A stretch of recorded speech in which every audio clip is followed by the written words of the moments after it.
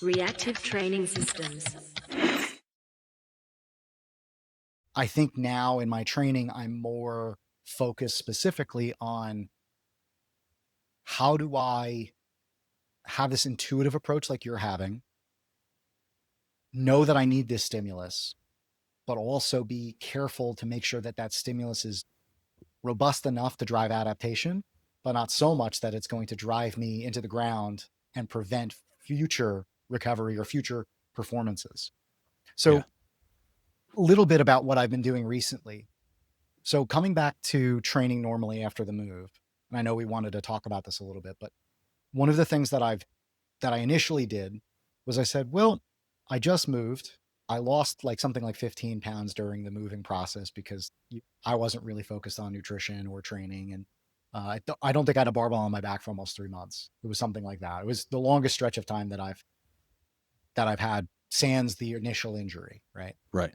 So coming back, there was a lot of muscle mass that needed to be regained. So I said, okay, well, right now the goal is not E1 or M. The goal is muscle mass while also regaining some skill.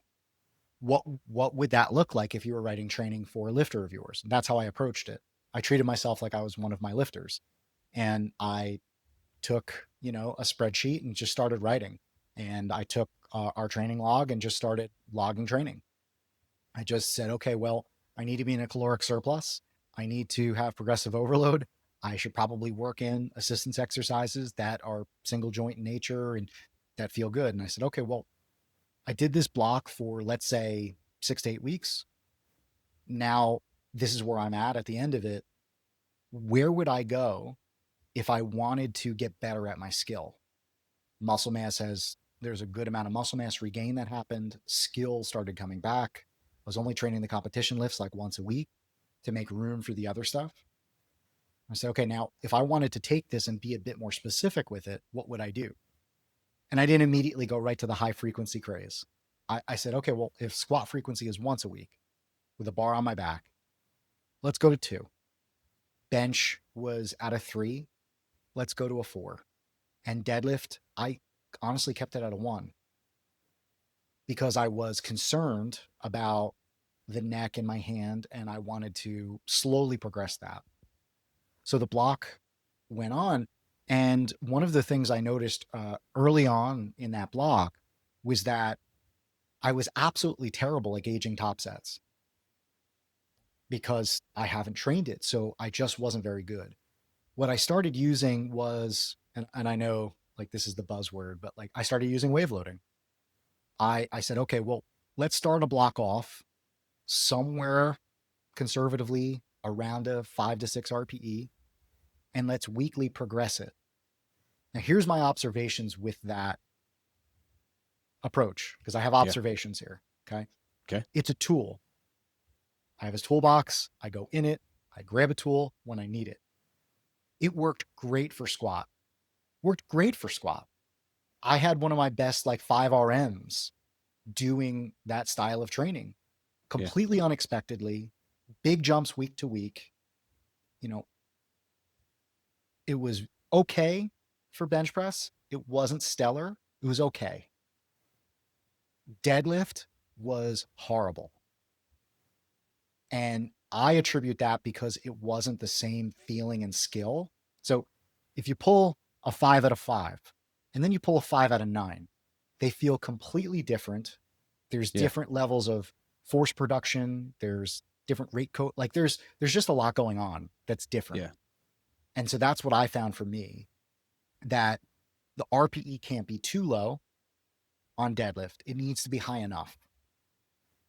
For bench seemed to be okay as long as I was doing around a 7 RPE to start. Anything below that was kind of felt like it wasn't really bench, if that makes sense. And I recognized that early on. I realized it early. And so I started changing how I wrote training. So observations about wave loading, or another way to say it is a progressive RPE in your block, something that starts out low and goes high. Right. Particularly Before you go on that, I want to just point out something for in particular, people that are self-coached out there that might be listening, since that's essentially what you're doing through this process is self-coaching, Yep. is because one of the key tricks to successfully coaching yourself in this way and writing training for you that fits you is you have to rely on stepping outside of yourself as a lifter and what you want to do as a lifter, and observe from the coaching role what is happening and what the lifter is needing. You have to be able to separate yourself as though there's two different beings, even though you're in one physical vessel. Totally. Continue with your observations, sir. So, so I completely agree with you. So that's why way back in the day, like 2014 or 2013, when I was last self-coaching around that time frame, I used to email myself. I would email myself a check-in. Yeah. And then when I did my check-ins for my athletes, I would go through it as if I was any other athlete. And I know it sounds weird, but It's it good helped me strategy. to just put a different hat on, right? Yeah, definitely. So the observation of the wave loading tactic, first off, I've had to use it a few times for lifters. I would say 90% or greater, I'm using a static microcycle for athletes. I think most of the time, people can usually repeat a microcycle, repeat a static RPE, and they'll be fine. Maybe it takes some adapting, Right. takes really good load selection. And I think that's half the battle. I think sometimes Yeah. people start off too hot. Yeah, Raise definitely. my hand. Guilty as charged. Raise my hand. Oh, wow. It'd be neat if we could start out here. Let's try that. Ooh, that didn't go so well. Right. Right. And, you know, I've actually gone so far as like new lifters when we're doing microcycle, like we're doing emerging strategies for the first, second, third block, to saying, okay, I want you to go into your first session, pretend just knowing that you're roughly about 5% weaker. Whatever the numbers say, you're probably 5% weaker in that first approach. Yeah. And usually we get pretty close. If someone is drastically weaker than that, that's good observation to say, hey, maybe our pivot isn't tuned right. Either it's too long or too Yeah. it not specific enough or something like that. Or sometimes we go in 5%. I just had a lifter do this. One of the gentlemen that competed with me at the meet, and his Mm-hmm. bench was on fire. The plan from his pivot going into his first week of his next development block, he went to bench and he's like, hey, something is up. I feel very strong right now. Sounds like Looking a at the good pivot, problem. it was a good problem to have. Looking at his pivot, we had more specificity in the pivot. We had like hard sets of 4, 5, and 6 for most of the bench training in the pivot. And for him, that helped him retain the skill enough to go into the next development block and really not lose much. But anyway, digressing a bit, I think that most people can repeat a microcycle with some help. But then there are those people who likely need some dynamic workload management. And that might be using a system like TrackR. It might be writing a static microcycle, but giving the person freedom with constraints to say, I'm going to do less if that's what's required today, or I'm going to do more if I feel like I need to do that for some reason. Technique, don't feel like I've gotten the right exposure, didn't really get the load right, whatever it is. With some type of guardrail, I think that you can do that with them.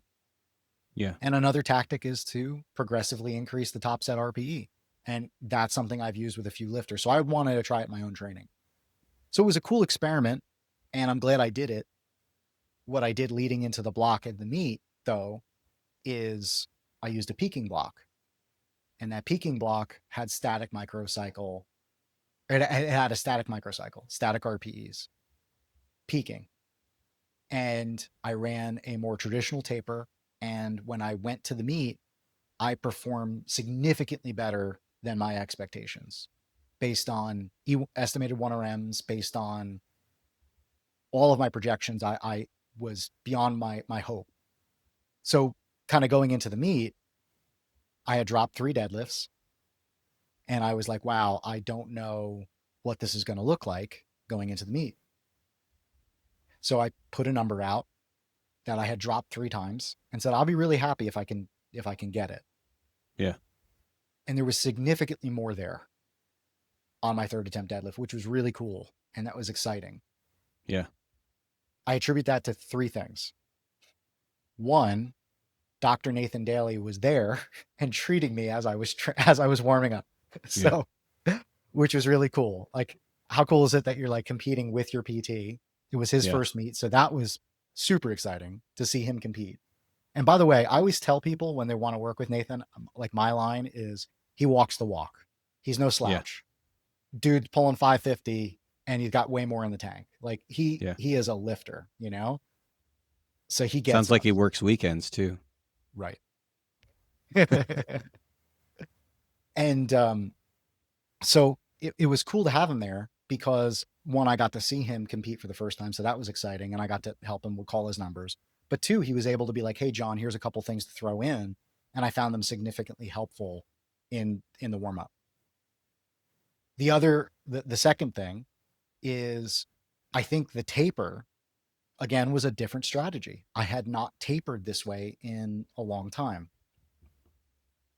So I think there was something about the taper that was really beneficial. And then the third thing was the environment. I think that sometimes lifters can get a whole lot out of the environment, more than they suspect. Yeah. So I want to present like the environment for you. I signed up for this meet. It was the 2025 USA Powerlifting Words Have Weight meet in South Carolina. I did not know what the meet was about. I just saw that there was an open meet. It met my timeframes. I am in USA Powerlifting, so hey, why not? So I registered, and it worked out well because I had 2 other lifters that could do it with me. So I registered for it. The day of the meet, first off, the meet was at Sorinix headquarters, which was bananas. Pretty cool. It was so cool. They had all this lifting equipment from like turn of the century. I mean, it's a museum. And if you're a nerd like me, you love it. Oh, fantastic. Absolutely. I would love to go to their facility one of these days. Let's do it, man. Come on down. I'll take you. It'll be a lot of fun. It's only an hour away. Yeah. So it's at the Sorinix headquarters. The meet director, she's awesome. Her and her husband are great people, and the environment is super supportive. And then I saw this thing. I saw these years on the backdrop of the banner. And the meet was actually a charity event. And I didn't realize it until I got some of the details. And it was a suicide prevention charity meet. All the proceeds of the meet went directly back to local suicide prevention efforts in South Carolina. So that was really exciting that there was a way to give back to the community. Absolutely. The father of the son who had committed suicide actually spoke at the meet, and it was very moving. I don't think there was a dry eye there. And he talked about how powerlifting was so important for him, and it was so meaningful, so deep to him, his community. And this was a member of the meet director's community that it happened to, that his son had committed suicide. So deep interconnection. Yeah. So here I am at a meet that benefits other people. My friends and fellow lifters are there. Yeah. And then I got a nice surprise that my wife and my youngest kids drove out to come see me, and they have never seen me compete before. And there's something about it, if you've never experienced it, when, you know, your kid is yelling your name, go daddy, go, like, and you hear it, there's just something about that. Yeah. And all the nerves are gone. There's just this thing inside me of, this is cool. It's cool to be strong. I'm so blessed to have this opportunity. And how cool is it that I'm giving back in multiple ways? There was a 9-year-old boy there who competed, push-pull. And I believe he did an unofficial American record while he was there. Cool. And everybody was like cheering him on, excited. Everyone was yelling for every lifter. This is what it felt like to me when I got in the sport, and why connected to my roots of like why I got in it. So I think that that third thing had a lot to do with why there was more kilos on the platform than I planned. Yeah, man. That emotion, that energy will do it for sure. That's really cool to hear that all of those things transpired.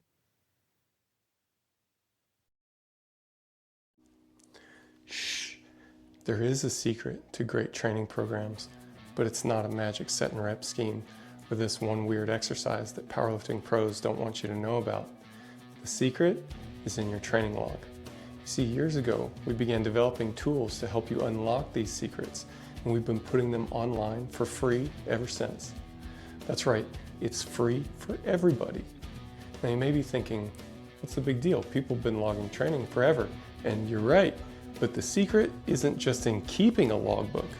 It's using that log to make better training decisions. That's the real secret. This is where the RTS training log excels. You haven't done SSB squats in 3 months and you're wondering what your target weight should be? We can help you with that.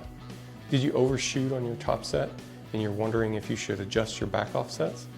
We can help you with that too. Are you building the most important training block of this year and you're wondering what your most highly effective blocks have in common? Yep, we got you covered there too.